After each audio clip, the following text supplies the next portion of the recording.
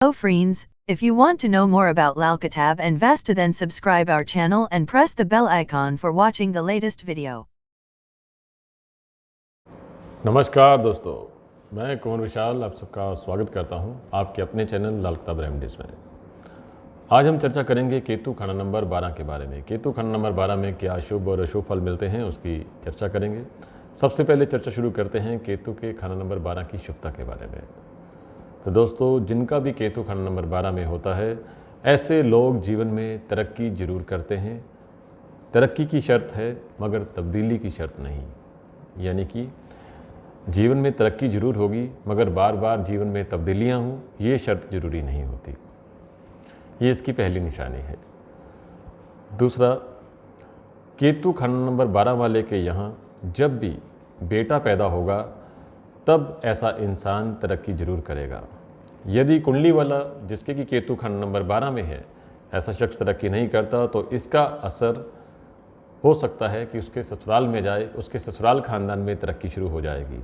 यानी जैसे ही केतु खंड नंबर 12 वाले के यहाँ लड़का पैदा होगा तो पहले तो तरक्की ऐसे इंसान की खुद होती है, मगर कुछ केस में कुछ दूसरी ग्रह चाल की वजह से यदि इसके यहाँ तरक्की नहीं होती तो ससुराल में तरक्की होनी तय है। तीसरी बात, केतु खंड नंबर 12 वाले के यहाँ जब लड़का पैदा होगा, यदि उसकी तरक्की उस समय इतनी ज़्यादा नहीं होती है तो जब लड़का उसका बेटा 24 वर्ष की आयु का होगा तब तरक्की जरूर होगी। उस समय कुंडली वाले के यहाँ जिसका कि केतु खंड नंबर 12 में होगा, सब तरह की सुख समृद्धि, धन दौलत, इज़्ज़त, सब कुछ ऐसे इंसान के पास होता है जब उसका बेटा 24 वर्ष का हो जाता है। ये केतु के शुभता के हालात है।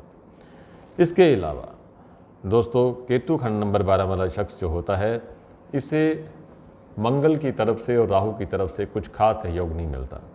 यानी कहने का मतलब, कुंडली वाले का यदि भाई है, खासकर बड़ा भाई और ससुराल, इनसे कोई मदद तो नहीं मिलती।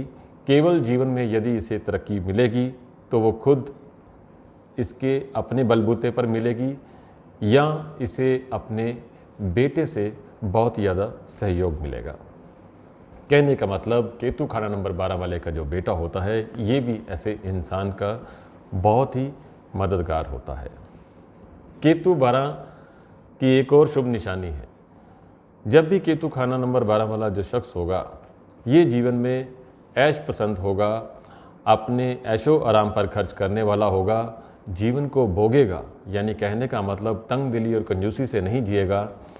उतना ही ज़्यादा ऐसा इंसान जीवन में तरक्की करता जाता है।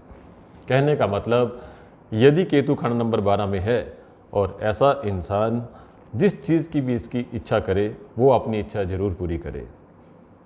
नेक, यानी कि नेक कामों में खर्च करे।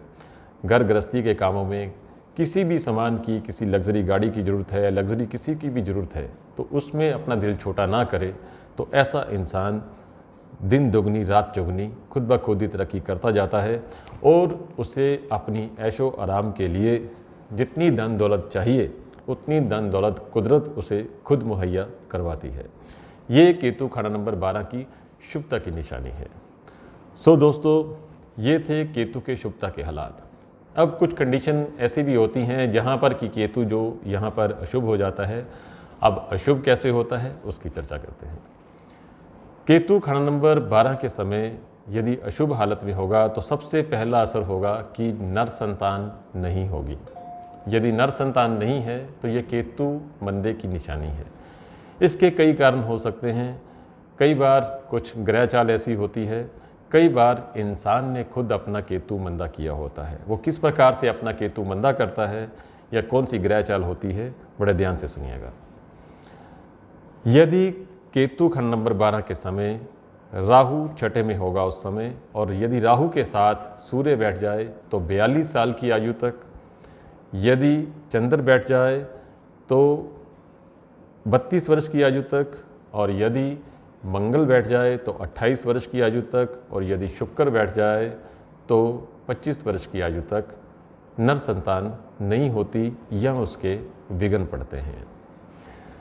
इसके अलावा दोस्तों ख्याल में रखिएगा, यदि राहु छठे में उसके साथ बुध बैठा है, जो कि बेशक केतु का दुश्मन है, तब भी नर संतान पर कोई बुरा प्रभाव नहीं आता, यानी नर संतान जरूर होती है। मगर यदि राहु के दुश्मन यानी सूर्य, मंगल और शुक्र, इनके साथ यदि छठे में बृहस्पति भी बैठ जाए तो नर संतान जरूर होती है और कम से कम 2 बेटे जरूर होंगे। दोस्तों, यदि कुंडली में जिस समय की केतु खाना नंबर 12 में बैठा हुआ है और उसी समय सूर्य, मंगल या शुक्र भी खाना नंबर 2 में चले जाएं, तो भी यहाँ पर केतु का असर कुछ मंदा हो जाता है, जिसके लिए ऐसे इंसान को कुछ उपायों की जरूरत पड़ेगी, जिससे कि उसके जीवन में सुख समृद्धि आ सके।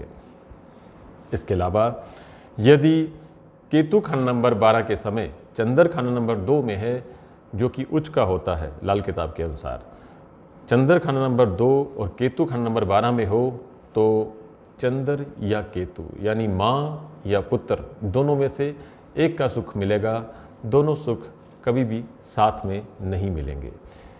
तो ऐसे हालत में ऐसे इंसान को अपना केतु जो है वो कायम रख के चलना चाहिए। इसके अलावा दोस्तों, यदि केतु खाना नंबर 12 में है और केतु खाना नंबर 12 वाले को संतान की प्रॉब्लम, नर संतान की प्रॉब्लम आ रही है, उसके नहीं हो रही या कोई विघ्न बाधा आ रही है, तो ऐसे इंसान को चाहिए कि वो केतु को कायम करे या कुत्तों की सेवा करे या अपने घर में काला कुत्ता पाले। ख्याल रखिएगा दोस्तों, यदि विघ्न आ रहा है और ऐसा इंसान यदि कुत्ता पालता है तो हो सकता है कि उसके 11 तक कुत्ते जो हैं वो मर जाएं। तो 40-43 दिन के भीतर दूसरा कुत्ता ले आए तो उससे उसकी संतान का सुख जो होगा वो बहाल होना शुरू हो जाएगा, कायम हो जाएगा। और केतु कुछ लोग मंदा कैसे कर लेते हैं, ये सुनना बहुत ज़रूरी है। दोस्तों, कुछ लोगों को आदत होती है कि कभी गली में कोई कुत्ता हुआ, आया, उनके दरवाजे पर बैठ गया, उसको लाठी मार दी या ईंट मार दी या उसको तंग कर दिया या उसकी टांग तोड़ दी, या कुछ लोग तो यहाँ तक करते हैं कि कुत्ते मरवा देते हैं। ख्याल रखिएगा, यदि केतु उच्च का है या नीच का भी है, मगर यदि जो इंसान कुत्ता मरवाएगा या कुत्ते का नुकसान पहुँचाएगा तो इसका खमियाजा उस इंसान को अपनी औलाद के नुकसान के रूप में भुगतना पड़ेगा। यदि उसके नर संतान नहीं भी है तो इसका खमियाजा खुद उस इंसान को भुगतना पड़ेगा, जिसका नतीजा होगा कि उसको टांगों की प्रॉब्लम, किडनी की ट्रबल्स और यूरिनल प्रॉब्लम्स जो हैं वो उसे अपने लाइफ में फेस करनी पड़ेंगी। दोस्तों, एक बात हमेशा याद रखिए कि जो हमारे ग्रह हैं ये हम पर निरंतर निगाह बनाए हुए हैं। हम अपने जीवन में जो भी काम करते हैं, हमारे जो भी रिलेटिव्स हैं, वो किसी ना किसी ग्रह से ताल्लुक़ रखते हैं। आप जब भी कोई भी कर्म करते हैं तो उस समय वो ग्रह तुरंत हरकत में आ जाते हैं। मिसाल के तौर पर इसी केतु को लीजिए, यदि आप केतु की सेवा करते हैं, पालना करते हैं, तो आपकी कुंडली का केतु जहाँ भी होगा वो एक्टिवेट हो जाएगा और उसी समय उसके फल में तब्दीलियाँ आनी शुरू हो जाएंगी। यदि यही इंसान उस कुत्ते को मारना शुरू कर दे तो वो केतु का नेगेटिव फल उस इंसान को मिलना शुरू हो जाता है। इसलिए जीवों से प्यार कीजिए, प्रेम कीजिए और अपने ग्रहों के अनुसार अपने ग्रहों की चाल को दुरुस्त कीजिए। अपनी कुंडली के जो भी मंदे ग्रह हैं उनके दोष को पहचानिए और उनके दोष को दूर करने के यथासंभव जितने हो सके उतने उपाय और परहेज़ अपने जीवन में ज़रूर फॉलो कीजिए। इस प्रकार की और भी जानकारी हम आपसे शेयर करते रहेंगे। हमसे जुड़े रहिएगा, खुश रहिए, आबाद रहिए। धन्यवाद।